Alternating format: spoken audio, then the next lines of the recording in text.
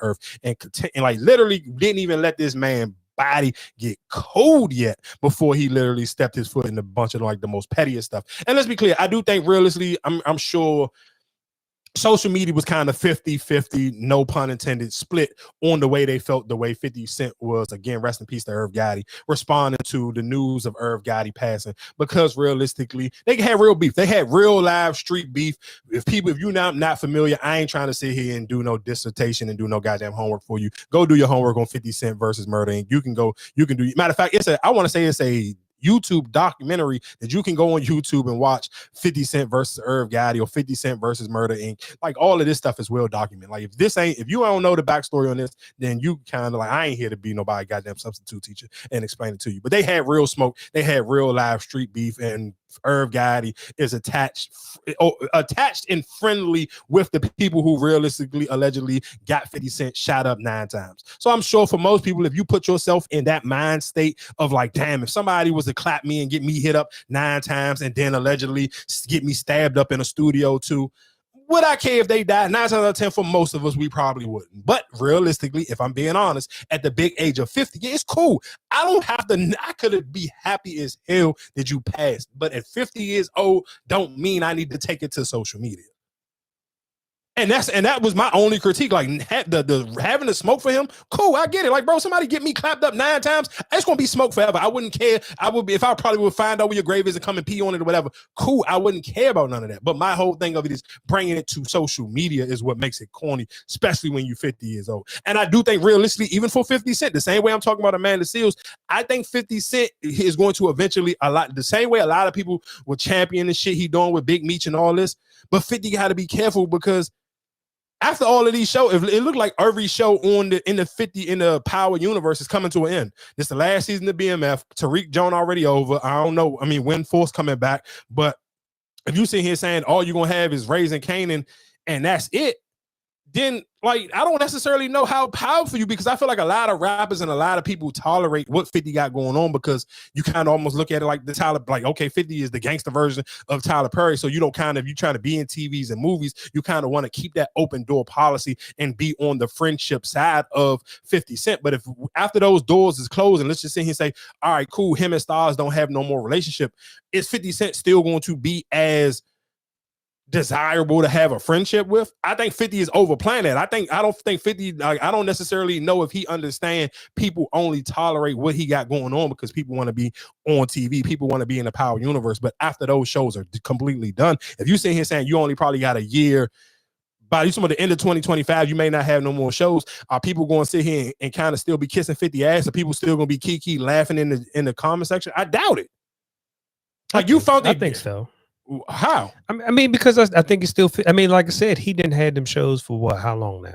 You talking about over 10 years? Yeah, right. And he ain't been right. I still think he's still. That's what I'm saying. So that's what I'm saying. The shows is what kept him relevant. The shows is what kept people in pocket with him. But if you don't have the shows no more, I still think people. I mean, like even if he's still doing the trolling and all that type of stuff, I still think I think right now you waiting on for whatever your little what's name to finish building up your lot and all that. But even with that part, if you paid attention, he started complaining about that because they were sitting here saying that I think they were trying to raise the taxes on whatever he had going on there. So I don't necessarily know if that's still going to. I don't know how that's still going to play out.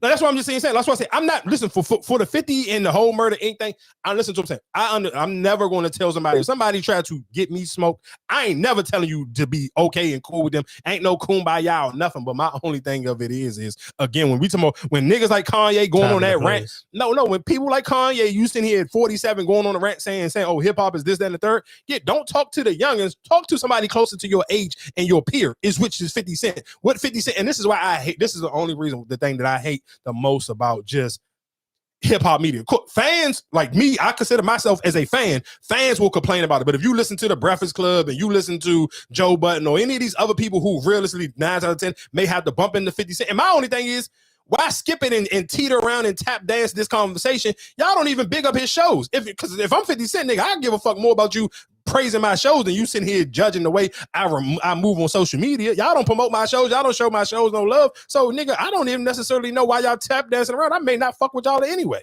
And that's why I always go and do Gilly and Wallow podcast and don't do nobody else shit. I mean, of course, he still do the Breakfast Club because it's the Breakfast Club, but he don't do Joe Button Jones. So that's why even when I listen to some of these niggas, I'm like, bro, why y'all pussyfooting around these conversations? The shit he did is corny, dog. Like, you can't sit here. Like I said, I'm not. Again, I'm personally, if that was me, I feel where 50 coming from. But still, at 50 years old, I'm not getting on social media sitting here saying I'm smoking on nobody. Like, that's corny to me. And you talking about you smoking on somebody, this was a natural cause. It ain't like one of your men spit. Like, I would probably listen. I think that's more. I would probably be honestly, I would may respect it more if this wasn't if this man ain't died from natural cause. Like, if one of your youngins just ran up and seen Irv Gotti somewhere and crushed him and crushed Ja Rule or one of them cases, I would respect that 100 times more than you sitting here saying I'm smoking on Irv Gotti pack and he died of natural causes, bro. That's corny. Like, this ain't like somebody real life came and poked him up or somebody smoked them. Like, that's different. I can respect that. Like, if you was real life really getting your lick back on some gangster timing, then cool. But not sitting here waiting for a man to die from health causes. And then again, y'all know one of my favorite kicks on here, bro. Take care of yourself. Like, it don't matter how much money, you cannot spend that money if you got bad health. And I think that is one of the biggest fucking lies that we tell people in the black community. It's so heavy. Go get that bag, keep hustling. I don't care how much money you get. If you don't make no time for your health, you are not going to be able to reap the fruits of your labor. I don't care how much money you get, because guess what somebody else is going to do? Somebody else is going to end up spending that money. Whatever money that you do accumulate with and you die and leave it, and that's God, and that's only God willing if you got some good health insurance and some good life insurance. If you ain't got no life insurance or no health insurance, you can run up all the money in the world to, if your family want to give you a proper burial, guess what? That money that you then hustled up for, they going to take that money and to just send you away. And guess what? You going to leave nobody with nothing. You just had to get buried. And hospital bills or whatever else the case may be. So all I'm just saying is please, as much as you want to get some money, make sure you make time for your health, because you do not want to be, bro. 54 is young. I'm 40. You talking more than 14 years. I want to be able to live longer than that. When you get the older you get and you get to hearing some of them time frames that these people are dying, you be like, bro, that's not old. Like, and that's why, again, when I say go to the gym, bro, that is one of the reasons why I love going to the gym, especially if you can go early in the morning some days. Bro, it's people in the gym to be like 70 and 80 years old. They may be in that motherfucker moving slow as hell, but they in there. That is the goal. I don't care about sitting here saying, imagine you sitting here saying Irv Gotti literally just, and again, rest in peace to him, he literally just sold his music catalog for what I'm going to say it was like, 200 million, something crazy. He got, I'm talking about, it was a couple hundred millions. He just sold his catalog, his Murder Inc. catalog for. Bro, he ain't even get the live to spend it. He literally just sold this joint like maybe 2 years ago. He's been having health concerns for like the last 2 years. So he ain't even got the soon he got to get on social media and say, hey, I sold my such and such, I got this bag, whatever the case may be, and his health has been declining the entire time. He didn't even get to spend none of that money. And you know what's the worst thing? And this is why you got to be careful on how you treat people. And shout out to Ashanti, because Ashanti, I was about to say, what did she say? She showed him compassion and showed him love. And that to me she is the bigger person than even with the 50 Cent shit, because her shit was more recent. His back and forth with her and his disrespect to her and her name was literally just like last year on Drink Champs. Oh, if it wasn't last year, because Diddy been locked up for a minute. So right before the Diddy stuff, it was the Irv Gotti stuff. Because I remember I seen, like, you know how sometimes TikTok show you, this was literally, I ain't been on TikTok for longer than like 2 years or so. So this literally been in the last 2 years. With him and this Ashanti stuff. So even for her, she was like, damn, it's kind of messed up, but I always pray for you, whatever the case may be. So that's my whole point. Even still, let's just see and say, in a 2 to 3 year span, you got all of this money for selling your catalog, but you didn't even get you didn't get to spend that money. You didn't get to spend that money. You didn't get to do nothing with that bread. It's just like whoever your kids, your wife, or whatever the case may be, they gonna get to spend it, but you ain't gonna get to spend it. And I'm just talking to all the men. Imagine you sitting here making 200 million off of a lick or whatever the case may be, and then you pass and no disrespect, but let's be honest. I don't know how old his wife is or his baby moms or whoever. I'm sure give it a year or two. They gonna eventually they want to get all that money you got. Now I can go get my body done. I can go get some nice clothes. I can get my shit done, laid up, and a nigga gonna be clapping them cheeks, weighing that motherfucking rich pussy out. That's all I'm just telling men. Take care of yourself. I'm talking to men right now. Take care of your health, dog. Stop sitting here. I get it. I know nobody don't want to be broke, but I'd rather be broke and be alive than be rich and dead. Because guess what you ain't going to be able to do? You ain't going to be able to spend that money. All you're going to do is you done sit here and got all this bread, left it to your widow, and now she getting her ass cracked out by the fucking personal trainer. Because she going to now, because guess what? Your health scared, your health passing, all you're gonna do is scare her. She gonna get her health in. She gonna get her health together. She gonna get her a nice personal trainer, and she gonna be able to pay a good personal trainer because she got that bread you just left her. So that nigga with that 6-pack, you dead in the grave. She gonna be getting her shit welled out by that nigga with that 8-pack looking like The Rock, and he is gonna be burning her a hole and getting paid. So that's all I'm just sitting here telling y'all. But again, while we still at 50 Cent news, and this is I guess this kind of made. I think that was the Irv Gotti stuff was the icing on the cake. Because to me, the most pettiest and corny stuff was the Rick Ross back and forth. I mean, not even Rick Ross, but of course, Rick Ross, Lil Meech, Big Meech, that whole back and forth with 50 Cent. And this was the one of the things I've seen so many people online like, oh, for the people who sit here don't think Big Meech don't owe 50 Cent nothing, y'all need to stay away from me. Real quick, I'm going to play this clip of Rick Ross, and I'm going to tell all of y'all can eat a dick. Oh, look, I do want to do a BMF film because you've been entertained by a lackluster, small budget series. Now it's time to do a big budget film. Which director? Shout out to my homie F. Gary Gray, Antoine Fuqua, what's up?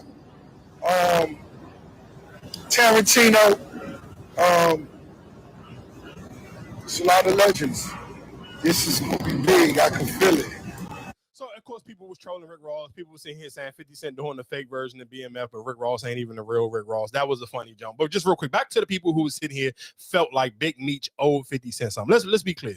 I do think this is kind of a little bit of Big Meech's karma because if I'm keeping it a buck with y'all, I do think realistically Big Meech probably he should have honestly never gave it to 50 Cent because I remember that interview. It was T.I. and Jeezy. They was on the Breakfast Club and they was telling Charlamagne, they were like, hey man, we would love to do the BMF story, whatever the case may be. And this was like right at the beginning when Jeezy and 50 started not to see eye and eye. Because I mean, of course, for most people, if you like myself, most people were introduced to BMF through Young Jeezy. Most people are kind of familiar with the whole BMF, who Big Meech was through, and that was Rick Ross and that was Rick Ross. Rick Ross and Jeezy original beef when Rick Ross had that song, I think I'm Big Meech, I'm Larry Hoover, and Rick Ross ended up not getting Jeezy on it, and he had Styles P on it. Do you know how crazy that was? Probably to everybody in the South, like nigga, why do you got Styles P on this song and not Young Jeezy? And that realistically, I mean, of course, Rick Ross and Jeezy are cool now, but that started the beef. So for most people, I can't sit here like, well, I don't know why 50 Cent, because let's be clear, 50 at one point in time, 50 was trying to sit here and kind of figure out a way he can get that song from Rick Ross on the jump, and Rick Ross is just kind of being stubborn, like I'm cool, I'm not leasing this song to 50 Cent, screw this. And that's why 50 Cent had to come up with the whatever the name of that, however the intro of that song come in with Moneybagg Yo on it. So it's just my whole thing of when I'm sitting here saying is that when people say Lil Meech may owe some loyalty to 50 Cent, but Big Meech don't. No, you can go listen. Let me tell you, I understand a lot of y'all don't like Vlad. You can go on Vlad YouTube channel, put in BMF. There is not anybody who is affiliated with BMF. Vlad and BMF almost damn near is close to 1 million with any. I don't care who. No, he has interviewed so many miscellaneous these people that have not even came up on this TV show, and he's interviewed them, and every last one of these interviews damn near at 1 million, if they not at 1 million plus. Big Meech could sell his story to anybody, and niggas is going to buy it, and we're going to watch it. And I'm gonna tell you how you know that for a fact. Because guess what people still do? Netflix just dropped the OJ Simpson jump. People are still watching that. So for people, if you in your mind, listen to what I'm saying. If in your mind you think Big Meech, not talking about Lil Meech, we talking about Big Meech. If you think Big Meech owes 50 Cent any type of loyalty, stay your square ass in the house and stay on social media and stay out of street business, because you just fucking retarded. Like, it's just no other way to sit here and explain this to you. Like, listen to what I'm telling you. There is not a person on planet Earth, if you make content, TVs or movies, that you were not going to willing to drop a bag off to Big Meech to have the rights to his story.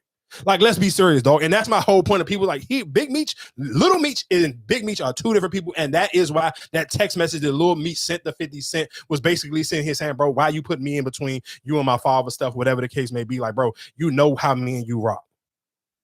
So why you even sitting here acting weird to me? I don't have nothing to do with it. My father's a grown man. My father needed some money. Him and Rick Ross cool. And I'm sure, like, again, I'm sure Rick Ross probably felt like he owed Big Meech some bread because realistically, his Rick Ross biggest song to date still is BMF. So I'm sure Rick Ross probably was like, oh yeah, I owe Big Meech some bread. I made a lot of money off of using his name. Look out for him. He come home, throw him some bread. He got him when we talked about the Big Meech concert. Fucking Rick Ross was the second name on it. It was Lil Baby and then it was Rick Ross. I think people have to be realistic, but again, like I said, most people don't know. You don't know nothing. So you and that's why you live in a world where people think that Big Meech owe 50 Cent some type, bro. He don't owe that man nothing. Listen to what I'm telling you. Anybody, Tyler Perry, whoever, fucking, what's the nigga who do Blackish? Anybody can do a BMF. Niggas is going to watch it every time. The same way, anytime you see an OJ Simpson, people gonna click it. The same way, dog, Diddy ain't, listen to it, think about this. And this is just because we live in America, dog, Diddy ain't even been on trial yet. Think about how many different networks already got Diddy documentaries. No, and all of them is still the same exact story. They just the peak and the graphic to the story is the Cassie case. You'll find some miscellaneous. And again, when we're talking about just with how the world we live in and why people don't owe no Big Meech don't owe 50 Cent. Bro, look at even we're talking about the art of dialogue. Anybody who got any type of pull and can grab one of these old bad boy artists, guess what they'll do? This is why I just played a couple of minutes ago when I played whatever Chopper from the band.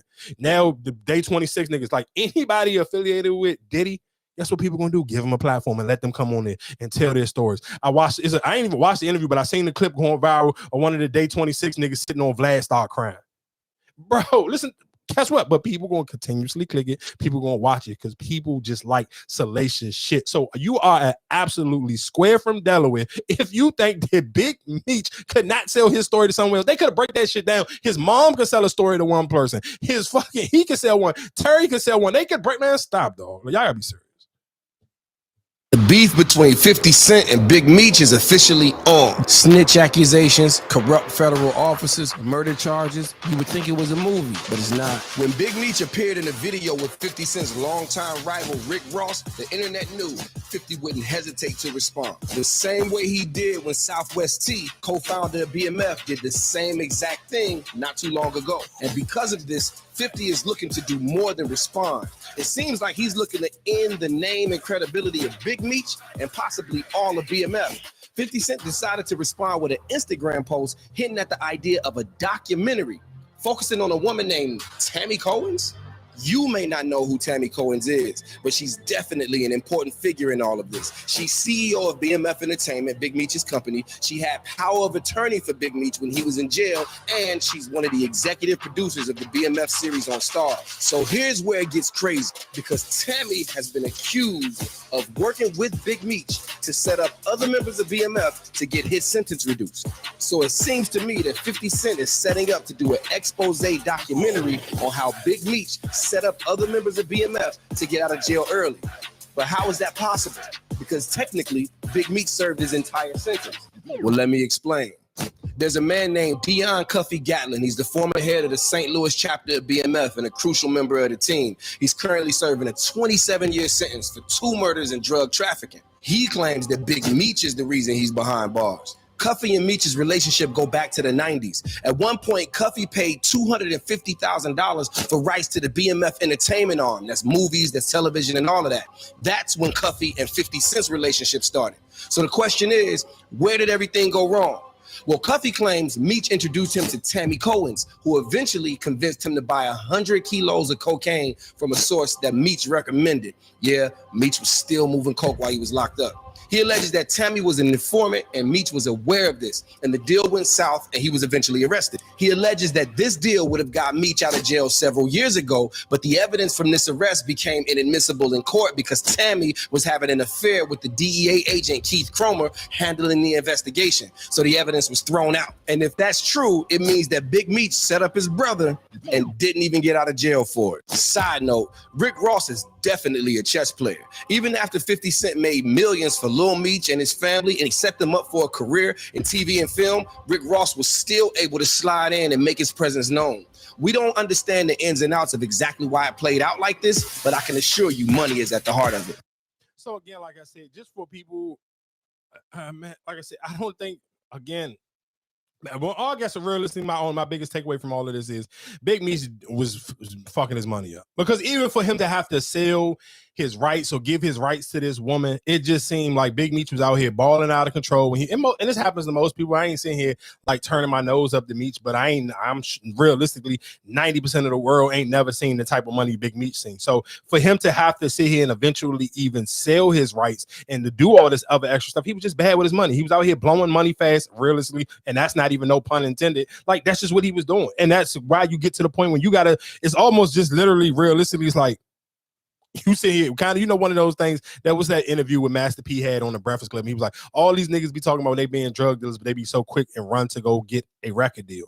And that thing to me was what Big Meech probably realistically did. You ran through your money, you blew all your bread. So now you looking, what else could I sell? So I could sell, I'm sure if I'm in jail, you thinking I'm at that time, 2020, because getting out in 2025 probably seems so far away from when you get locked up in 2020. What he got locked up in 2006 or 2005. So you talking about 20 years ago, that shit probably seems so far away. And of course, realistically, it don't matter if you was up millions. If your money stops and you still trying to live a certain type of lifestyle, realistically, those millions will eventually run out. But just my thing to that would be, that's just still bad money management. For anybody to be able to get any type of rights into Lil Meech or Big Meech's stuff is just realistically, it's just bad money management. Like, you were just geeking, you was trying to get some bread, trying to keep some money flowing, and you sold your rights. That to me is some crackhead shit. And I mean, again, like I said, I'm not mad, because I mean, I guess you probably never thought that day was gonna happen. But realistically, if you are somebody young and you're listening to my voice right now and you feel like you do got some motion in the streets, bro, put some money up. The same way I'm sitting here saying go to the gym, same way you got to save some money, because as fast as that money can come, realistically, it can go. And you got to think about it. That his is just, okay, you got locked up. But think about how many dudes get caught in the back door. Somebody rob you because you got all your money in the house. You boom, boom. Like, that's just realistically what it was. Like, that's it. You got locked up. You probably thought this money was going to come forever. You never was going to get it. Even, let's just see and say, I'm sure realistically, you talking about 20 years. Shit, let's say Big Meech had 10 million saved up. I'm sure realistically, everybody used to living a certain type of lifestyle, from his baby moms to his mother, his sister, whatever the case may be. So if everybody is not willing to just hurry up and run and downsize, or you kind of don't know how this play out and you trying to pay for lawyer fees, and let's be clear, them lawyer fees is crazy. Trust and believe, when Young Thug really feel like he get a body of work flowing, trust and believe, after Young Thug drop his first project the same way Gunna did, Young Thug is going to hurry up and start touring again, because those lawyer fees get crazy. And the longer you stay on trial, and that was one of the reasons why people was like, damn, if I was A$AP Rocky, I just would have took the jump, because the longer you stay on trial, the more money you got to pay these lawyers. So for somebody like Big Meech, I'm sure that trial took a brick. You were sitting here paying for that lawyer for a long time. Shit, even shout out, so again, YMW Melly, bro, he been in jail for 6 years. That means he been paying for a lawyer for 6 years. How are you going to, where's his money still continuously coming from? Probably for somebody like YMW Melly, I'm sure he's still signed to a record label, so they probably still see it's keeping him even in trial and people still playing his music, whatever the case may be. It's cool. We want to still figure out some way to stay in bed with him instead of just allowing him to just dry out of money. But realistically, for somebody like Meech, I'm sure you just dried out of money. But that just showed you sell it to this woman, Tammy. Like, that just to me is kind of, it's just weird. It's crazy. But like I said, it's just a rough situation. But I do think 50 Cent is corny for the way he treating it. And I think 50 is kind of, he beating his chest right now. But I do, like I said, I mean, I'm not going to count 50 out, because I mean, he did create all of these shows that everybody loved. But I do realistically, I want to see how people feel about 50 after all of these shows are gone. Like, after all of these shows are completely gone, because let's be clear, 50 has done other stuff before he got this run. So even just like when what's the show, and I told you I like the other show he had. What was the joint on ABC? The joint when the jail dude was a lawyer. It was a cool joint, but it still wasn't power. So I don't necessarily know after all of this power stuff is completely done, I don't know if 50 Cent will still have that same allure to him. I don't know if people will still be running to get in bed with 50. But I think what he did to Lil Meech, that to me is corny, because Lil Meech didn't do what his father did. His father, like, you just sit here basically saying, screw Lil Meech because his dad like took a picture with Rick Ross or took some money from Rick Ross. Like, that to me is corny. Like, that's foul, though. I don't care what y'all say. Ain't no way in hell I'm championing that. I ain't no way in hell I'm gonna be okay with that one. That one to me, that's just out of pocket. What else I wanted to play? It was this junk of earlier. Should have been played it. One positive thing that your the father of your child contributed to you to make you a better person. So for example, like I said, I was married. Your son, that's it. That's it. Nothing else good came from being with him. I'll give you an example. So when I told you I was married, she taught me how to drive a manual car. So now I know how to drive stick. So that opened the door to so many different cars I can drive. My last relationship I was in, just a regular girlfriend, she was a big advocate for politics. So I actually voted for the first time this past election. I was big on not believing in voting anything, but that was one main thing for her that she wouldn't go for. Well, that's good to know you're flexible, but I can't think of anything off the top of my head. Like, we don't have a bad relationship or anything like that, but my son is absolutely the best blessing. thing. It's the best thing, for sure, for sure. I'm sorry. Okay, and why did you pop her balloon? I feel like you didn't have really anything positive to say about the father of your son. And that's very, I don't know if it's shallow or not. You had a very good reason. And I just feel like if you're in any relationship with the person and you're willing to procreate with them and have a baby with them, at least there should be something good that